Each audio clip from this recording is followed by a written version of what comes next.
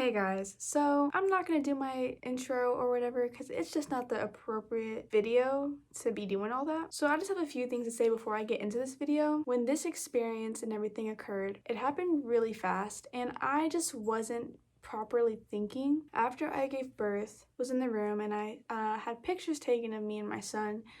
And in the moment, I did share the pictures on my Instagram and Facebook and stuff. Somebody screenshot the photos and decided to make a GoFundMe with those pictures. The guy I was with, I'm gonna name him Terry for the sake of this story. He made me feel really bad, honestly, and I felt so bad because I'm just like, I was just crying because I was like, I didn't know that people were that cruel, and I just really wasn't thinking straight. And my mom told me, she was like, Alyssa, now everybody has the eyes of a mother. Like when you look at your kid, right, like you see your kid, even if they're born different, you see like your beautiful kid. There are people out there that see them differently, that see them as like a joke, as something to profit on, in this case something to dehumanize.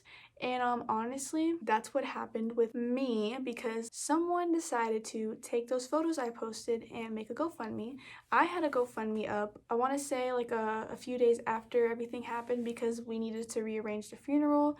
We only had 2 days to come up with the money. I made a GoFundMe for, I think it was $1,200 for the funeral and everything. Someone decided to take the caption I used, to take my son's photos I used, and make their own GoFundMe for $3,000. We were already able to raise the money for the funeral, obviously. It happened in August. It's been a good minute. I took it down after having it up for like 3 days because we raised the money really fast. And so this person put it up literally like the next day, and then GoFundMe took down the other page. The reason why I'm saying all this, anybody at all asked to see a picture of my son or somehow attains the photo, reported and blocked. But I just had to put that out there before I really started this video. Sorry I look a mess. Honestly, I'm not sorry. It's just not the appropriate video for me to do my hair and put on makeup. This is not something I'm trying to be cute about, okay? Lastly, I'm not doing this video to gain attention, to have people feel sorry for me, to gain sympathy. No. This is for the women, the parents, the dads that are going through what I went through, or they went through what I went through and they just need like either advice or hear somebody else's story. Because when I hear other people going through what I'm going through, I'm just like, I just don't feel so alone. And it's like kind of a thing where you don't want people to go through this, but at the same time, it's like you don't also want to be alone through this. Kind of mainly why I'm doing this video, and because after everything that happened, I decided to go back to college, and I was like, you know what I'm gonna do with my degree this time? I'm going to be a therapist. So I am studying psychology and stuff because I want to be a therapist, and I am in my second year. Technically, this would be my third year, but since I kept switching majors and I finally decided what I want to do, I'm in my second year. I'm going to name him Terry, the guy I was kind of going through this whole experience with. And I know he's probably watching this and he's probably going to tell me to take it down because he just doesn't like me being so open about things like this. Like, he was kind of always like that. Like, he didn't want me to tell people I was pregnant, like the day I found out. He didn't want me to tell my friends or in parts of my family. At first I was like, you know what, I'm not gonna tell my friends and stuff, because he wanted to keep it a secret. Like, he didn't tell his family until like 3 or 4 months into my pregnancy, and I was like, you know what, no, I'm not gonna hide this. I'm not gonna hide my pregnancy. So literally the same night after I deleted like my pregnancy test, I put it back up and I was like, you know what, I'm pregnant and I'm proud and I'm happy because I always wanted a child. Even though me and him don't talk anymore, I still don't want having control of what I do with my life and who I share my experience with. Like, no, I'm choosing to do this. If this even helps one person, then good. That's the point. So first, I'm gonna get into how I found out I was pregnant. So me and Terry were off and on for a bit. We were together for like 3 months. Things were great. It was like the perfect relationship ever. I was so happy. Then I found out he cheated on me. And you know what I did? I got back with him because after like a week of us being broken up, I was like devastated. I was in love with him. I just didn't want to be alone. I found out I was pregnant like a few days after Valentine's Day. We were on and off, and we just got back together like 2 days before I found out I was pregnant. I used to make jokes with him because, you know, of course, we had intercourse. Like, how do you think make babies. I took a plan B. I don't want to hear nobody's opinion on it. I already know a lot of people's opinion on plan Bs and all that stuff. Me personally, I took a plan B because it's literally a plan B. We didn't have plan A, which was a condom. So I had to go to plan B, literally. I was late a week after I took it because I know we did all that stuff before Valentine's Day. And then we broke up like a few days after. And between that time, I was like, it was like a week and a half between that time. And I was like, ooh, I didn't start. I'm late. Honestly, I blamed it on the plan B because I was like, my hormones are just probably off and stuff like that. And I was trying not to let him worry because I know he overthinks. Like, me and him are overthinkers. Not good. Overthink. And he would kind of stop me in the middle. He'd be like, just stop. And I'd be like, what are we gonna name him or her? Like, we might as well come up with names because I would joke about it. And he would be like, seriously, stop. I don't even want to think about a family with you right now. Hold on, I thought we were together because we wanted a family, like, down the road. What's going on? So, like, when he would say things like that, I would get kind of scared because I'm just like, This is a day I found out I was pregnant, and I found out in the Walmart bathroom. Very classy. I was with my mom, so I went to go see my mom for lunch. We got into her car and she started driving. We were gonna get like sushi and go to this place, and I was ready to get my bento box. Like, I was talking about how good I love bento boxes, like how delicioso it is. As we're driving, we passed by a Walmart. I don't know what possessed me, but I was like, hey mom, I gotta tell you something. But it's honestly nothing. She slows down and she goes, what do you gotta tell me, huh? Well, mom, I haven't started my period in like a week and a half, but it's probably nothing, I swear. It's because I'm stressing. This woman turns so quick into the Walmart parking lot. She hurries up and parks. My mama, she's the type to park and sit down on her phone for a little bit before we go into the store or a restaurant. This woman grabbed her purse, closed the door, and she said, come on, come on. So we go into Walmart and she's like, before she says anything, this kid comes up and he's like, hey ma'am, do you have $1 for a bag of chips? And she's all like, you just want chips? And he goes, well, it's like my lunch period. It's a high schooler. And she goes, you know, just get whatever you want in the store, meet me at this register, and you go get a pregnancy test and meet me at this register. I was like, man, that kid lucky. He going to get a home meal. I gotta get a pregnancy test. So I go get my pregnancy test and it comes with like 2 in it. My mom pays for it. I go rush to the bathroom and I'm literally giggling and laughing the whole time because I'm just like, this woman is crazy. I know I'm not pregnant. So I'm sitting down. Oh, not sitting down, I'm squatting because a girl squats when she goes to public restrooms. But I was squatting and like I'm peeing on the stick. I put it on the side right there. Get ready to pull up my pants. My mom rushes in and she's like, what is it? What is it? What does it say? I go, hold on a minute. Can I pull my pants up? And yo, I don't know why in movies and in TV shows, stuff people talk about and they're like, it's the longest 3 minutes of my life. It took like, it just felt so long, but it's only 3 minutes to find out. Yo, I found out in like 15 seconds. I don't know if it's because my pee was strong. I don't know how any of that worked, but it was there within 15 seconds. Like, my butt cheeks are still out, pants midway, and I look over. My mom busts open the door and she catches me before I fall, and I bust out crying. She had to hold me. She's like, sweetie, put your pants up. Put your pants up. So like, I'm still trying to put my pants up while I'm crying, and I'm just like, I'm not ready to be a mom. As she's holding me, trying not to fall on the bathroom floor, because honestly, I didn't care about germs during the time. I just wanted to lay down on the floor and cry my eyes out because I was that dramatic. As she's holding me, oh my gosh. Oh, sweetie, don't fall on the floor. It's gross down there. This woman is taking pictures of my pregnancy test. So after that happens, she carries me out the restroom because I'm crying my eyes out. And this worker comes in and she's just like, is everything okay? And my mom goes, she's fine. She's just expecting. I cried even louder. And the lady was like, congratulations. I didn't even want to eat. As soon as we got into the car, she was like, okay, what do you want to go eat? And I'm like, I can't, but I have to now. But I can't. I don't want to. I did something stupid and I sent a picture of the pregnancy test to Terry. I regret doing that because I'd rather done it in person, but I was so overwhelmed and I just needed him to know right then and there. And he thought I was joking. I don't know if he didn't take it serious or if he didn't care or it just didn't hit him till later. For like the first 3 or 4 months, he thought it was a joke for a good minute. And I was like, I'm not joking. I wouldn't joke about this. Second, he thought it wasn't his for a while, which upset me because I'm just like, me, you got...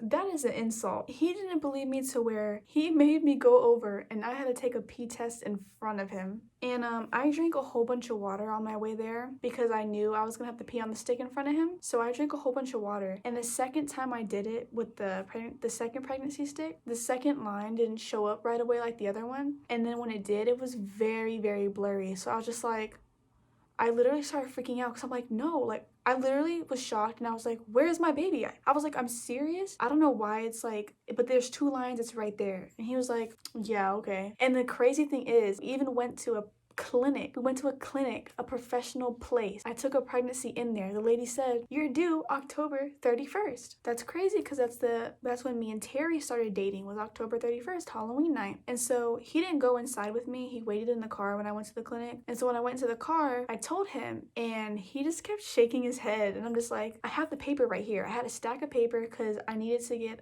insurance after this. I don't know if it's because he was in shock or what, but he was not with it. But I was happy. At first I was like scared and crying, but after like the first day, I was so happy because I'm like, I'm about to have a mini me. So that's how I found out I was pregnant. I even got it in my scrapbook. The first pregnancy, this is the one from the Walmart bathroom. I turned into a Karen. I make scrapbooks right away with stuff like this. So I even have the first picture I took. I was happy. Now I'm going to fast forward to a few weeks in. I didn't see a doctor until I was like 7 or 8 weeks because they want to make sure at 6 weeks that there's like a heartbeat, like that's when the heartbeat happens. And so after 6 weeks is when you schedule your first appointment. For the first few weeks, things were going good between me and Terry. Medical-wise, things were going okay. There wasn't any problems. And if you're pregnant, please don't watch. I'm telling you, this is gonna stress you out. I don't want you to worry. The first like month or 2 months, everything was normal, everything was fine, healthy so far. And then everything, like after like week 10, everything went downhill. And pregnant, I just don't want you to overthink things and like watch this and probably think, well, this is happening to me, what something's gonna happen later on in the pregnancy. So I really don't want you watching this if you're pregnant. So after the first appointment, things were good and I got the ultrasound. It was like a little tiny dot and all my friends were like so happy. My family, Terry went with me to the first appointment. So me and Terry were at that appointment. Great, good news, everything was fine. And then I scheduled my next appointment for the next month. The 3rd week of knowing I was pregnant, not the 3rd week of me being pregnant, the 3rd week of me knowing I was pregnant. Week 8, I want to say. Week 8 or 9, I was at IHOP in the morning time. At this point, I wasn't going through like any nausea. Like I wasn't nauseous. I wasn't doing morning sickness. None of that stuff. I was pretty normal. And I was kind of stressing over when my morning sickness would happen because I'm the type who hates throwing up. It used to be a big fear of mine. I'm in an IHOP with my best friend during the time. Also, I'm gonna do a story time later on for like what happens with friendships when you're pregnant and like how to deal with losing friends. We're gonna name her Kayla for this sake of the story. Kayla drove to see me. We went to IHOP with my mom, and as I'm sitting down, like we're like literally about to finish up, and I get a Twitter notification from a good friend of mine, and she tells me like pretty much Terry is on Tinder, and she sent me the screenshots between her and his messages, and she's like telling me she didn't know me and him were together until she started looking more at his pictures and found out it was a Terry I was talking to. So I'm like reading the messages, and it pretty much says like, hey, I'm not ready for a relationship, you're really sexy though, but we can be friends with benefits, and like just other messages I don't want to repeat. This can't be him. Like he doesn't even talk like that. I've never heard him talk like that. Even with me, I've never heard him talk like that. So I was in complete shock. I cried my eyes out in the middle of IHOP. I kind of blamed myself because I'm like, I don't know, I just blamed myself for it. So I called my dad. He ended up driving down, and I was like, listen, I need to get my stuff out of his barracks. Yes, an army dude. I know how to pick him, right? And Terry already had my things packed. He was ready for me to get up out of there. And I was like, oh,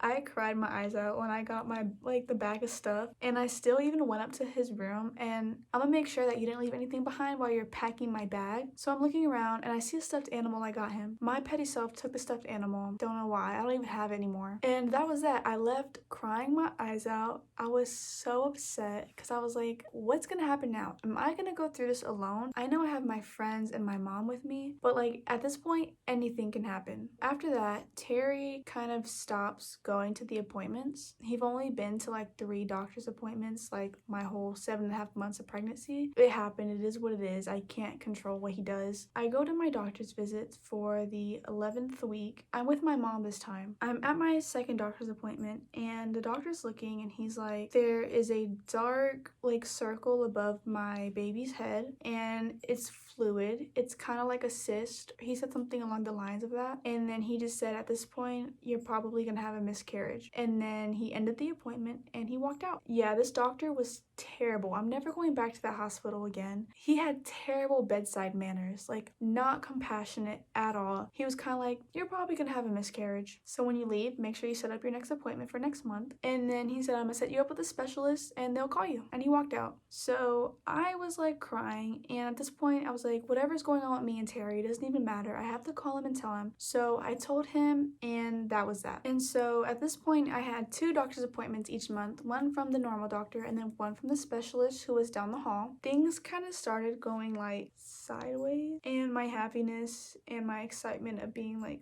pregnant started to like dwindle. The image of me being a mom kind of went away. Now don't get me wrong, like I am a Christian, like this is with my beliefs, like we all have our own beliefs, but with my beliefs I always kept my faith, so I never gave up. The specialists and the doctors kept telling me it's best to abort my pregnancy. Terry told me I should abort my pregnancy. I already told my mom because my mom told me the day, remember at Walmart, she told me that day, she said, whatever you want to do, I'm here to support you. And I told her no, I'm big on pro-choice, but like me myself, I was like, I'm gonna have a baby. I was in like a really depressed place in my life and I was like, this baby is gonna bring me out of it, like knowing I'm gonna have somebody there, I am gonna do this. The doctors and Terry were telling me it's best to abort. I told them I'm gonna go through with it. So I did, and I don't regret that decision at all. I'm glad that even though I went through so much stuff in those 7.5 months, I'm glad I did what I did. Pretty much bed rest and doctor's appointments were my whole life at this point. Like it was my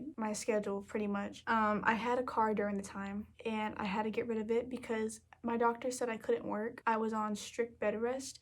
I would have to go to the ER here and there. My mom was the only one to take me to the ER and she was the only one that was with me in the ER. I'm not trying to seem bitter because Terry moved on and I moved on. He has a girlfriend now. He's happy with life. And I moved on too. And it's just like, I don't want to keep saying like what Terry would do during the situation and what happened because I don't want to seem bitter and stuff because I'm not. But he just wasn't there when I needed him. I would beg, screaming and crying for him to come to my house to at least sit with me. And my parents, my mom was like, he can come over, it's okay. And he would not come to my house to be with me during this time. He would not be in the ER. I remember I was getting out of bed and I go to the bathroom because I had to throw up. I threw up every single day after 9 weeks, by the way. I threw up every single day until the day I gave birth. I remember I was in the bathroom and I was throwing up and there was a puddle of blood and I was like, this is it. I was like, this is it. My pregnancy's over. And I remember calling him and I was like, I'm freaking out. Like, I need you to come and take me to the ER. At this time, he lived an hour away. I'm on my way and I told him which ER I'm going to. I'm at the ER. By the way, the emergency room I went to was terrible. I told the nurse, I'm having a miscarriage, I think, and they told me to go sit down in the lobby while blood was dripping down my legs. My mom was like, okay, so I'm editing right now. As I'm talking about the hospital, when they told me to go sit into the lobby, I did not do that because I knew something was wrong. So I went outside to hurry up and get my mom because like she was in her car getting her things. And as I'm like out there, I start cramping really bad and I I fall to my knees pretty much because I was in a lot of pain. And there was like homeless people outside of the hospital emergency room and I had my phone and my wallet in my hand, and when I like started cramping I dropped it and I fell to my knees, and the homeless man came up and he tried to take my wallet and my phone as I was crying because like I'm in a lot of pain. I'm thinking I'm having a miscarriage. The nurses and the police inside the ER just like stare. And that's when I'm about to talk about my mom came in and said, hello, like, no one's doing anything for her. So she was like, she needs to go into a room. She needs to lay down. And, yeah, like, it was a terrible hospital. This is the same hospital where I would go to my appointments at first. But, yeah, I forgot to say that part. Like, like these homeless people really tried to rob me as I was like ramping on the floor bleeding, telling them like, listen, she needs to lay down, she's bleeding. So they finally took me to the back room. I'm like blowing up Terry's phone and he wakes up from a nap and I'm like, where are you? And he's like, my bad, I fell asleep. And I'm like, listen, I'm in the emergency room. As I'm on the phone with him, like the doctor comes in, so I hang up and the doctor's like, you're having a miscarriage. There's nothing we can do about it. And I am like so torn and I'm like laying there for a few hours and the doctor comes back in and he's like, so like your bleeding is signs of a miscarriage, but there's still a heartbeat. My baby is putting up a fight. He stayed in my tummy. He fought for months and months. So I continued going to doctor's appointments and I just pretty much have my mom by my side at this point. I had to do a procedure later on. I forget what it's called, but they put like a needle in your placenta. They literally get a long needle and put it in your placenta and they're doing like an ultrasound at the same time. I see my son's head literally laying on the placenta and then she's like, I'm gonna try not to get his head. So they take fluid out. The fluid was almost black. Oh my gosh, I'm gonna cry. I'm sorry, I'm really trying not to cry because it's so ugly.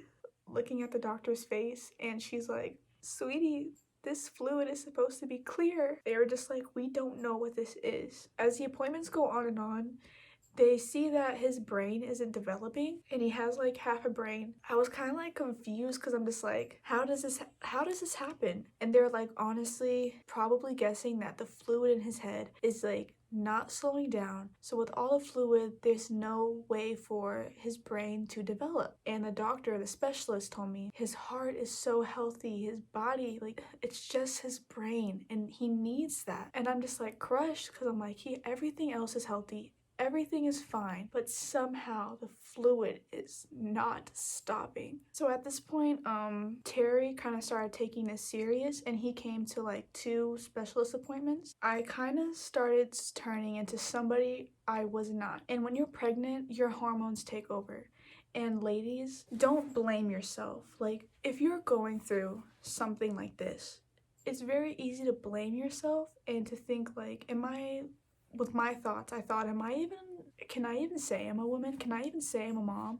I can't even grow a baby right. Like, I was beating myself up for the longest, and I don't want women doing that to themselves. You are still a woman, even if you can't have a baby, or even if you suffer with miscarriages or things like what I'm going through or a stillborn, you are still a woman and you are still a mom. And it took me the longest to get that through my head that I am still a mom, even when people told me that I'm not. So I'm gonna fast forward to kind of like the fun part was the gender reveal. Oh my gosh, the gender reveal was so fun. Like my friends came and my mom was so creative. She got a soccer ball and then she got like lemonade things, those like big lemonade jars, and she had like pink lemonade and blue lemonade, and then she got all these cupcakes. And then here's a video of me at the gender reveal. Oh, watch.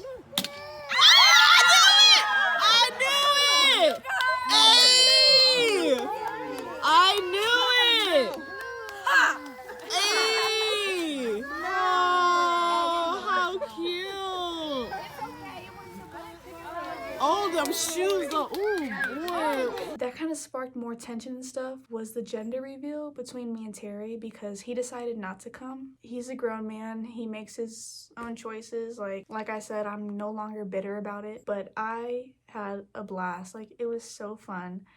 And I said ha in the video because everybody was telling me it's gonna be a girl, and I even had dreams it was gonna be a boy. I was like, I told all of you, the only one person was Kayla who knew for a fact it was a boy too. By the way, if you had a gender reveal party, please follow me on Instagram or Snapchat and send it to me, like of you like popping the balloon or whatever it is, because I love watching gender reveal videos. It's like awesome. So after that, I kind of just snapped back into reality and I was like, okay, the specialist appointments, I would go to the doctor twice a month and I always look forward to the ultrasounds. I was kind of just wearing maternity clothes because I was like, I want to say I was like 5 months pregnant and I was like pretty big for someone who's 5 months. You guys know how I told you the fluid is building up in his head and it's only building up in his head. So his body is like 5 months, but his head is 2 or 3 weeks ahead of him. The doctor kind of told me it's kind of gonna get dangerous if you wait too long, and I would tell them I'm gonna wait because I feel like there's gonna be a turnaround. I was like, there's gonna be a breakthrough. There just has to be. Like, if that's what you want to do, awesome. At this point, I stopped going to the rude, well, you're probably gonna have a miscarriage anyways, the terrible doctor. I stopped going to that hospital. Terry would be like, why are you always wearing the same clothes? And he would literally argue with me like the same maternity clothes I would wear, which would be my blue shirt, my, let me see if I have them. So these are the main clothes I would wear, which would be this disgusting long like black dress. Honestly, it was really cute on me during the time because my baby bump was like out there, so it was kind of cute. The same type of style but with stripes. I wore this like on my little special appointments. I would try to go out to eat with Terry if we decided to go, but I was like always so nauseous and we would always end up arguing about something. So I kind of stopped doing that because I just didn't want to put stress on the baby, because he never believed me when I said like whatever mama feels, the baby feels. He didn't believe me, so we kind of just kept arguing, and I kind of blame myself for that because there's so many times where I could have just left the situation and stopped putting stress on me. I was like really immature back then, and I would just like put up an argument back. And ladies, even men, just kind of, you have to sacrifice things. When y'all are pregnant, you're gonna have to sacrifice a few things. Even if you're not together, you just have to make it the healthiest functional relationship as possible as you can while the baby is in mama. It'd be great if the baby's born and you guys can maintain that healthy relationship. But while mama has the baby in her tummy, you just gotta get along with each other, is what I'm trying to say. He hated these shorts. I love these shorts. They were so comfortable. It's these.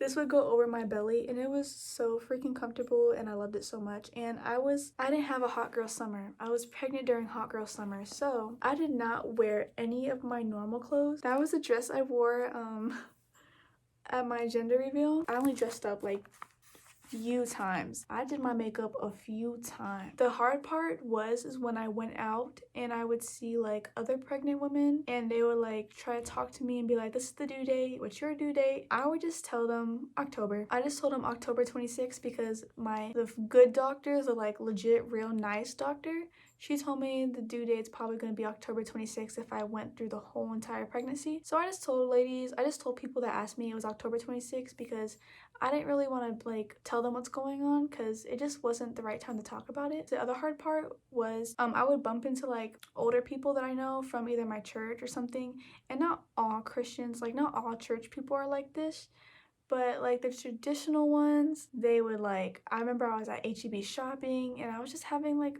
a really rough day. This man I know at my church, I've known him for literally since I was a baby. He turns around, he sees me, and he goes, oh, are you married? No, I'm not married. He goes, is the father even around? And I was like, to save me from this conversation, I just go, yeah, he's around. He goes, you're not married, huh? Gets his groceries and leaves. The lady rang me up next, and I cried while she was bagging my groceries. I walked out the store because I'm just like, it's like in today's age, like I prefer to be married as well when I'm having a baby, but things happen, and it's like in my head I'm like, I'm going through so many problems right now, and I have health problems that I'm pregnant now, and my baby is putting up a fight, like the biggest fight ever, and your concern is, am I married? Like, he didn't even ask me if I'm like okay, if my baby's okay. So after that happened, I kind of just didn't like going out in public. So I'm gonna fast forward to a few weeks before everything happens. Kayla at this point just stops communication, like we stop being friends. That's a different story. And so things start getting pretty serious to where I have to think about funeral arrangements. Things aren't turning around like I wanted it to. And the doctor tells me at one of my last few appointments was his body is 7 months and his head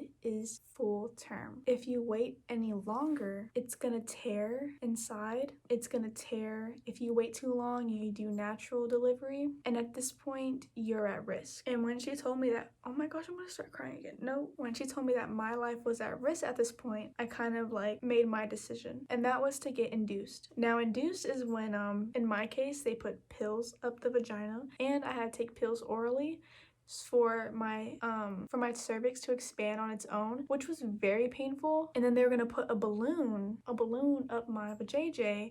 It will go like do that, so my cervix is forced to open. I can't speak for women who've had like a C-section, because I was trying to avoid that because the doctor told me once you do a C-section, you're gonna have to do that with all your pregnancies. I was trying to avoid a C-section at all costs, so I can't speak for women who've had C-sections. And I can't really speak for women who had their baby naturally, just like out the vajayjay, because even though I did, it was like a forced birth. It was forced labor. So I want to say it was way more painful. I don't know. I think it was more painful. I'm not sure, just because everything was forced and it didn't have time to like soften up and everything. So after she tells me that, I was like, you know what? I want to get induced. And at this point, I was past the 27th week. So I think in the state of Texas, like after the 27th week or the 28th week, the baby gets a death certificate, an actual funeral, because I don't know the rules, but it's like after a certain week, that's how it is. I knew I wanted to have a funeral. Nights just became more like sleepless nights. I felt alone, even though I had my mom. Both of my best friends weren't really in my life. I'm going to fast forward now to the day I get induced, and it was a Sunday morning. Okay, so I went to church Sunday morning, and then we went to IHOP. That's why IHOP doesn't sit well with me. I've always had bad experiences at IHOP, and I knew I wasn't going to be able to eat while I was in labor. I didn't know how long labor would last, so we went to eat, and honestly, I couldn't really eat because like I knew what was about to happen. And the doctor, I remember she told me before our last appointment ended that there was, I forgot what percentage she gave me. I think it was like 30%. She said there's a 30% chance that he comes out alive, and so I had to sign papers saying that I don't want him on tubes and stuff like that, because she was saying if he's born alive, we're gonna have to put him like on tubes immediately, whatever keeps him breathing, instead of him coming out and me like holding him right away. They're gonna have to quickly take him to the NICU, the NICU. I don't want him struggling to breathe. I just can't see it. And she's saying like with only half a brain or less than half a brain from what we can tell, you don't want to see it, but it's up to you. Just the thought of him being on tubes, I knew I did not want that for him. That was pretty much what was happening. So I got induced. I go to the hospital. This is the first time I see my dad in a while. He doesn't do well in serious situations, so having him there was kind of frustrating because he was constantly trying to joke around and lighten up the mood. Dad, this isn't the right time. At this point, Terry was running a few hours late. My dad was there, and he was like, when Terry comes, I'm gonna tell him that I don't like him, and I'm gonna make it very obvious that I don't like him. And me and my mom were like, well, I was like, Dad, stop, because me and Terry's relationship wasn't so great, but hey, we are both about to go through something very traumatic, and I wanted to make this as comfortable for him as, you know, the doctors and my family were trying to make it as comfortable for me. So even though my family and him were just not the best, he still deserves to be treated how I'm treated, which was we come first and the baby comes first, more importantly. I go into the hospital bed, about an hour passed by, and the doctor comes in, and like there's a few doctors in the room, and at this point it's me and my mom. I kind of tell like Terry to get out because I was just like nervous about what was gonna happen. Like I don't know if they're gonna already open up my legs and start doing everything. The doctor does this procedure, I don't know what it's called, but I'm laying down, my stomach's out, and like he's like putting his hands on my stomach. He's trying to turn to where the head is out first. So he's literally pressing onto my stomach and digging his hands on my stomach trying to find my baby. And he's trying to turn the baby. Yo, when I told y'all I screamed, I almost slapped this doctor. Like, I know he was doing his job, but that was the worst pain of my life. And after like 15 minutes trying to do it, my stomach was bruised up. I was in the worst pain ever. And they were like, all right, well, maybe as time goes by, he'll probably turn on his own. And I was like, I hope so, because we're not doing that again. We're not doing that again. Terry comes back in, like my family comes back in. People from church are like in and out, coming to see me. Like, of course, with my permission, I wanted certain people there. Night starts coming around, like visiting time is over. People are leaving. My dad leaves. So it's just my mom, me, and Terry. My mom spends the night this first night. Terry's laying on the couch, and I'm just laying there, and I remember waking up. Shivering, freezing, and like my teeth were chattering. The doctor told me that it was because I like dropped so much weight in like one day. I didn't really eat at all, and I was going, like, my body was stressing, going through so much, and all I had was fluids because you can't eat when you're in labor. And at this point, the nurse comes and she like puts so many blankets on me because I'm freezing, and then she leaves. Next morning, my mom leaves and she's like, I'm just gonna go home real quick, freshen up, and then I'll be back later. So at this point, it's me and Terry. We're getting along at this point. Of course, he's like saying things like, I've missed you and stuff, and I'm just like, it's because you see me in this state. I look like I'm about to die. Like, you guys, I look like I was literally on my deathbed. I was so pale, and I kept like going in and out. Like, I couldn't stay awake for too long. Every few hours, the doctors are coming to like put pills vaginally up my cooch, and then I had to take some orally, and it's expanding my cervix. Yes, I got an epidural. They had to hold me, like, I was literally trying to hold myself up while they're putting the epidural in my back, which is like a needle that stays in your back the whole time, which I thought it was gonna be crazy. Like, I thought it was gonna be uncomfortable, but you forget it's there. But once the epidural goes in, you can't get out of bed. So they put a catheter in as well. I had a pee bag. As time gets closer, y'all, when I was screaming bloody murder before the epidural went in, I think it was like 2 or 3 a.m. I was screaming my butt off. Terry started like freaking out because he was like, I don't know what to do. He was trying to comfort me at first, but I just couldn't do it no more. I was in the worst pain. The doctor comes in and looks at me and he goes, you're only 1 centimeter. So they put the epidural in. The nurses there were so freaking sweet. This hospital was amazing. Like, they made my pregnancy. I don't even want to think about how my labor and delivery would have went at the first hospital. Carrie and my mom and my family, they're at the hospital at this point. It's later on in the day, and they're just like, we've been waiting for a while. We're gonna go get some food. And so my dad stayed with me in the room. The doctor came in, and it was a dude. He came in like right when they left. My dad was sitting down. The doctor was like, and before he said anything, I was like, Dad, get out. Because I knew the doctor was going to do like the check. The doctor does his little checkup and he goes, we won't be needing that balloon. You're 10 centimeters. 10 centimeters, you guys. I was like, oh my gosh, it's about to happen. I forgot to say this. A few hours ago, they came and did blood work on me because they noticed I was passing out a lot. Like, I was in and out, and they didn't know why. So they did some blood work. So after he came in and saw that I was 10 centimeters, he walks back out. He's like, I'll be right back. He walks back out.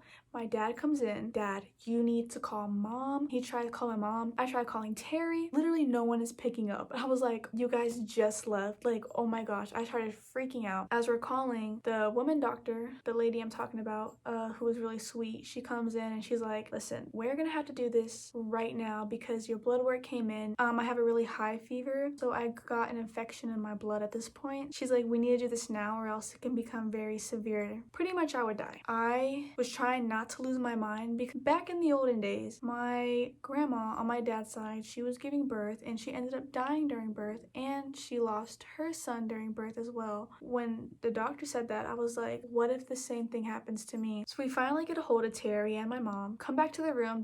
Terry was literally like, I was ordering my Subway sandwich and I was like, I'm sorry. So my dad leaves the room. It's just my mom and Terry's on my side, my mom's right here, legs wide open, and Terry's like trying to look, and I'm just like, can you not try to look right now? Like, even though of course he's seen it, it's like, please don't look at me, sir. Like, I was like embarrassed. The woman doctor came in and she's like, I'm gonna start needing you to push. So we did like the whole counting thing, count to 10, push, and with the epidural and everything, I didn't feel any pain. The day before, there was a heartbeat, and I kind of had a feeling that he would be alive as everything is happening. Like, a few hours actually before, they did an ultrasound, and there was a heartbeat. Since everything was happening so fast because I got an infection and we had to do everything, they didn't have time to do another ultrasound. So I didn't know what the outcome was gonna be. But, there was no cry. I felt him sliding like literally out. I remember I looked up at Terry and his face was just like, oh no. The doctor turns him around, my son. She goes, so he's already passed. She looks at him and she goes, he has your lips. And the only thing I said was, yeah, my friends told me. I said that because my friends would look at my ultrasound. They would be like, he has your lips. And like, they would tell me in my ultrasound, like, and I'd be like, oh my gosh, he does. After that, I just remember feeling something really warm on my chest. And I looked down and they put him on my chest like right away. He is so precious.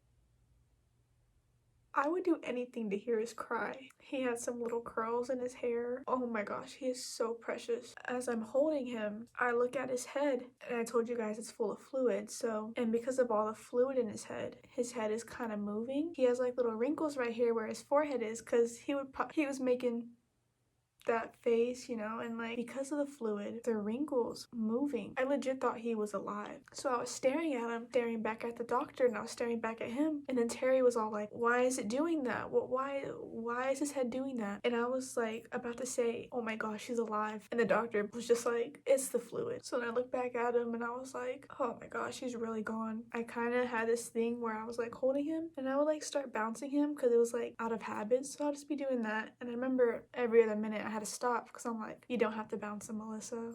I'm only gonna show the prints of his feet, not his actual feet, but here are little footprints. I don't want to get into any more detail about what happened because it's also between me and family and everything like that, like our quality time that we had left. After a few hours, he started getting stiff, turning purple. I knew this was time to say goodbye because I didn't want to see him in that state, hold his hand like around my finger. To some point, I couldn't open his fingers back up because they were really stiff. I kind of had my time alone with him in the room, said my goodbyes. The nurse put him in like a little carriage with blankies and the hat. I chose a closed casket funeral because I wanted my last memory of him to be of him laying on my chest. I really hope other pregnant women out there and like the families have a great hospital like I did, because in the beginning it was so hectic and it was like so sloppy. It made me feel sick, and not like pregnancy sick, but like I felt sick. I need to do better for my child and me. They decided to keep me for like another 2 days so they can keep watch on me. Therapist came in and tried to talk to me. At this point I was like, I don't want a therapist. I don't want to talk about it with anybody unless it is Terry, because he was the only one that was going through the same exact thing as me. So he was the only person I kind of wanted around. That kind of came to a halt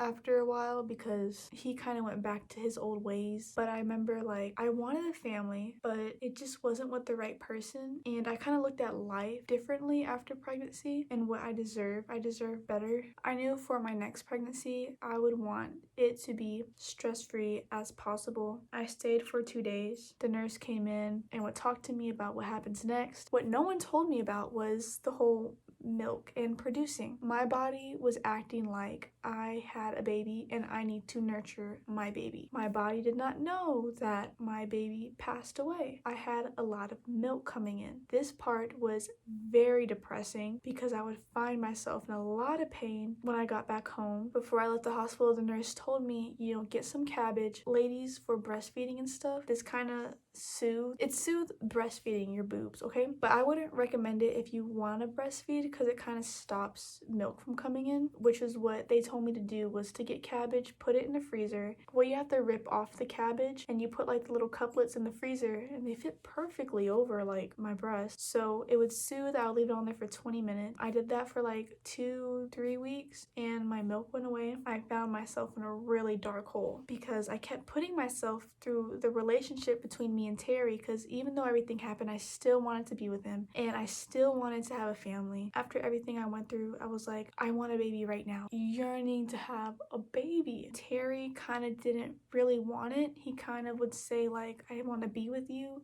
but I don't want that. I remember when I went to spend the night after we got back from the hospital and I was crying in bed, and I remember Terry was like messaging a girl on Snapchat and I was so heartbroken it made me cry even more. I just didn't want to be alone.